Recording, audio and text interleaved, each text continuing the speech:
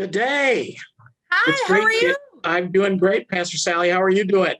Fantastic. It's Friday. It's Friday. We're wearing some of our summer garb because 90-degree weather over the weekend should be a lot of fun. So let's get right into it. We're going to have a lot of fun going on this weekend. And so tell Absolutely. us a little bit about what we have planned.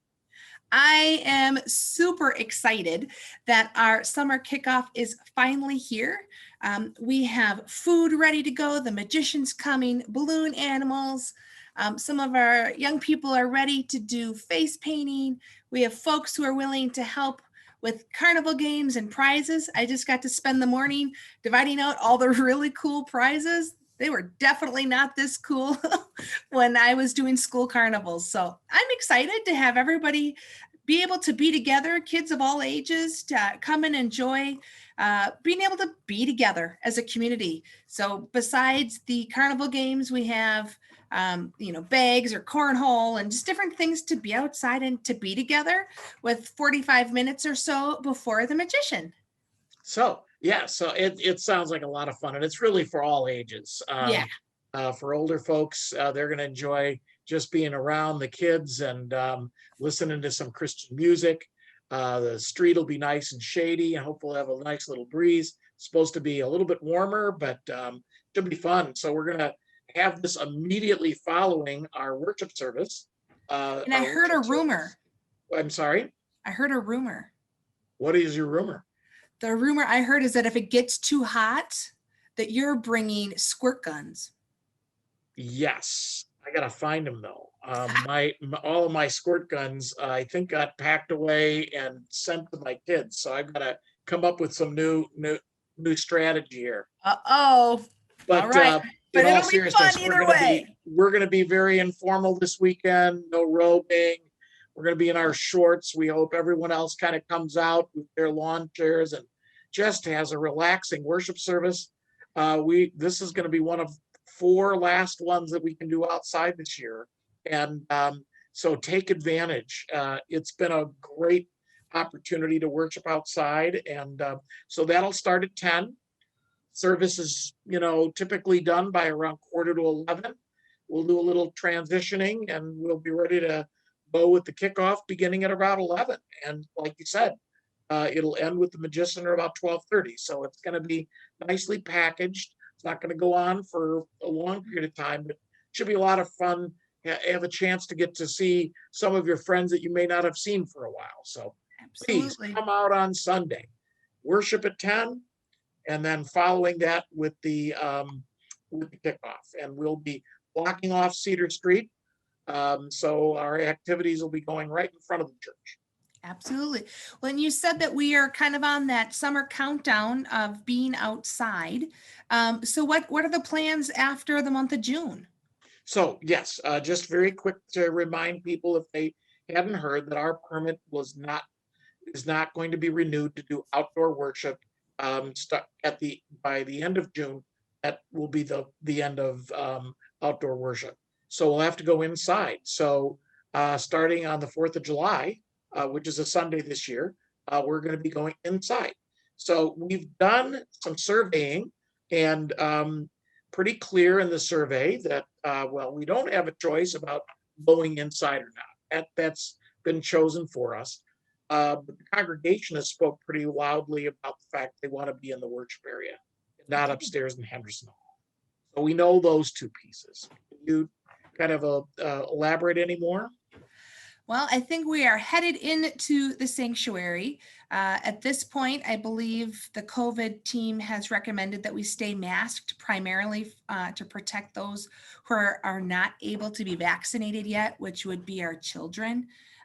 As we move into phase 5, I think things are going to continue to move quickly, and we will keep the congregation informed as we get informed and as the council and that COVID task force continue to make recommendations to get us back to as normal as quickly as possible, but also to be able to be safe and welcoming to those who are unable to be vaccinated.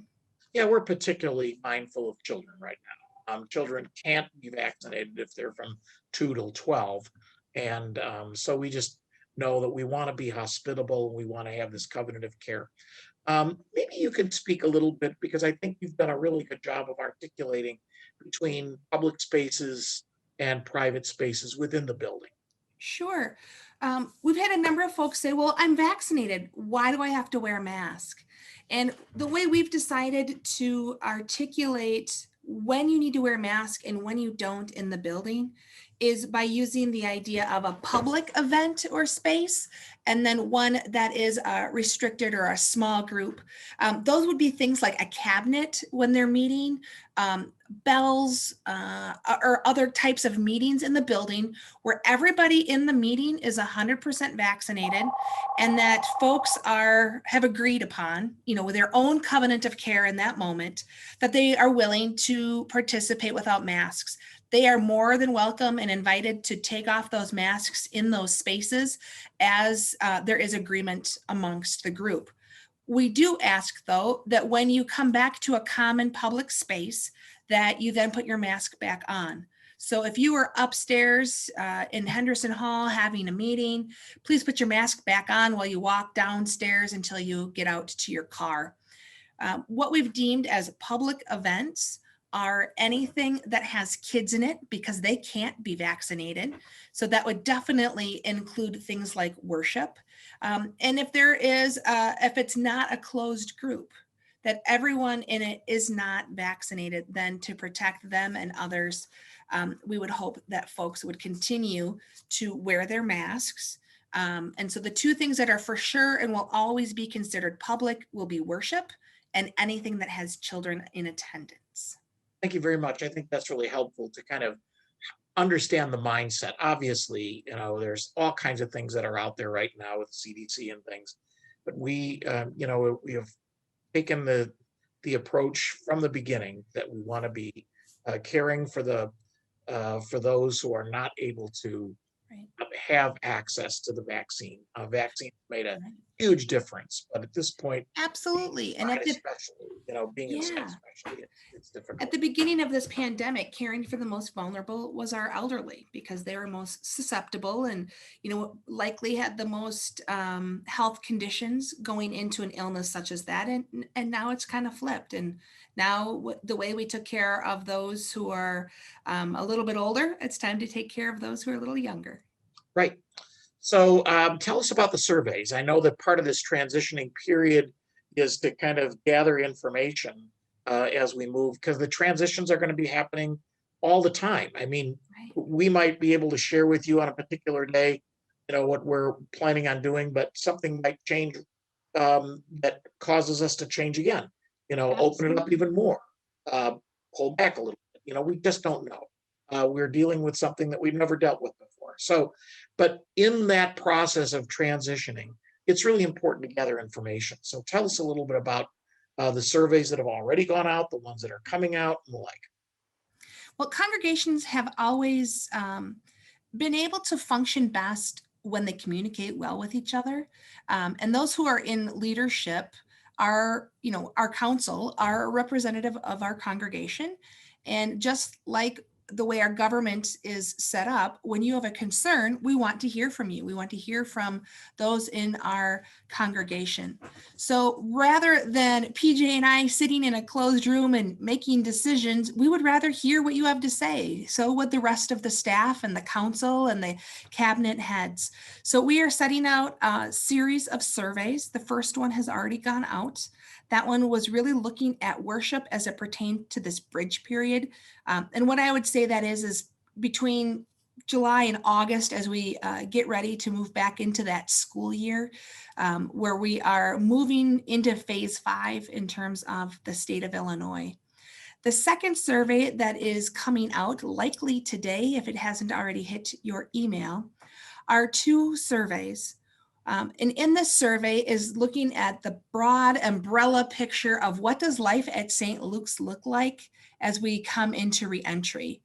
It's an opportunity to be able to say, hey, what works for us? What hasn't been working for us? What have we always dreamed about trying? And having a chance to use this crisis in terms of the pandemic as a chance to do a restart or a reboot for whatever it is that we might want to do, or to be able to boldly say, what we were doing works and we love it and we want to keep it that way. Some of this information is also information that I would have been looking for as I started my new call, because I don't know this congregation as well.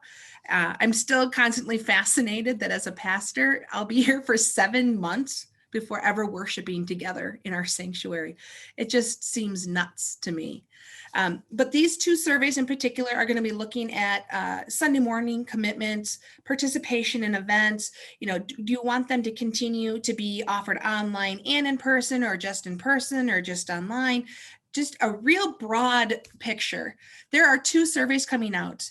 The first one is being sent to families. So if you have somebody in your household that is between the ages of birth and 12th grade, you'll be getting a survey. And in that survey, we want you to answer as a household of what does your household look like as it encompasses those age groups. The second survey that's coming out, and probably 95% of the questions are the same.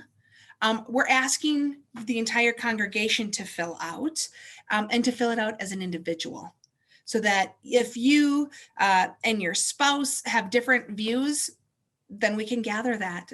We know that there are some families, who divide and conquer Sunday morning versus everybody there the whole time. We want to try to get a glimpse of what that looks like and how we can best provide ministry and support and education and fellowship and music and all those things that we put together as a community that we call church, that helps us to connect with God and with our faith in our everyday life and within our community. Yeah, and Pastor Sally, I think you brought up a couple of really good points. One is that we would have been doing this anyways, just for your nature. I mean, Right. you're being called for a specific. One of those tasks would be to kind of work with our family and youth and things like that. So you will need to know. Yeah.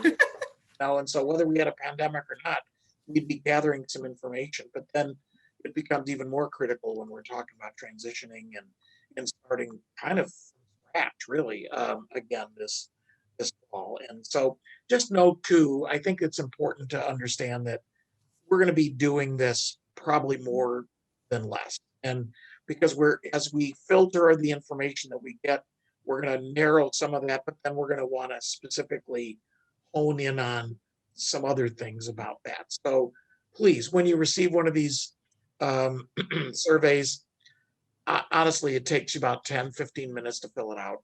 If you could do it as soon as you can and get it back to us. I know it will feel redundant at times, but it really is a process that will help us to get the best information possible, make the best decisions possible for the life of the congregation.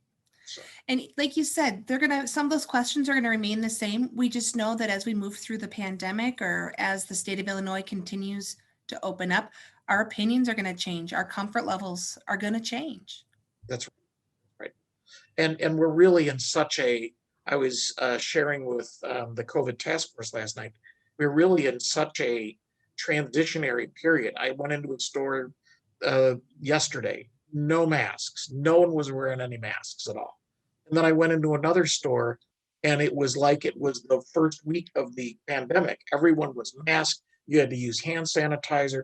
People stood outside, socially distanced, and so and everywhere in between, and that was just two experiences. So, and I think we're cognizant that as much as the rules change, people have to catch up psychologically.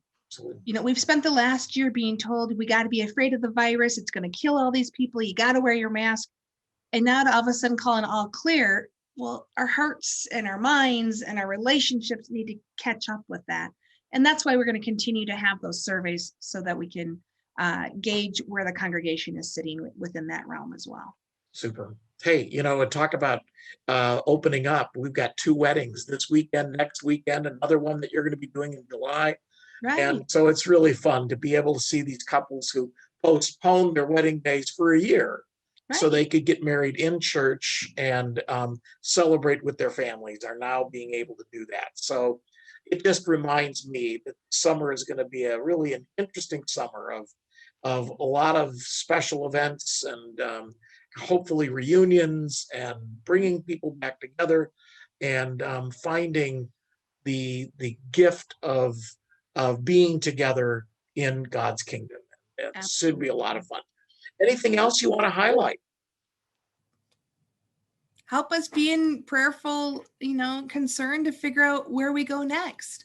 I had someone say, well, why are we doing this so early? School is barely out or not even out, depending on your school district.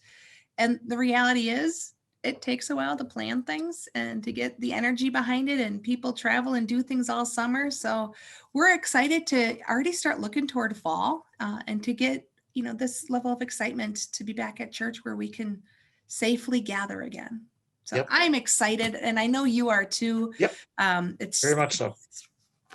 Yeah, it's been a roller coaster. So. It is. It's been a roller coaster. It's been quite a year, and it's just hard to believe it's been a year and 3 months. And some days it feels like it's been 10 years, and other days it feels like it's been 10 weeks. And but we do appreciate the incredible support the congregation has afforded us during this period. I know that there were a lot of wonderful comments on the surveys that we're getting back about just being thankful that people are concerned about health and healing and the like, and we certainly are. That's our number one. That's our number one driver, is to make sure that people are safe. And so with that in mind, have a wonderful weekend. We hope that we see everybody on Sunday for both worship and the kickoff. Should be a lot of fun. Fantastic. We'll see you then. Take All right. care. Thanks. Bye.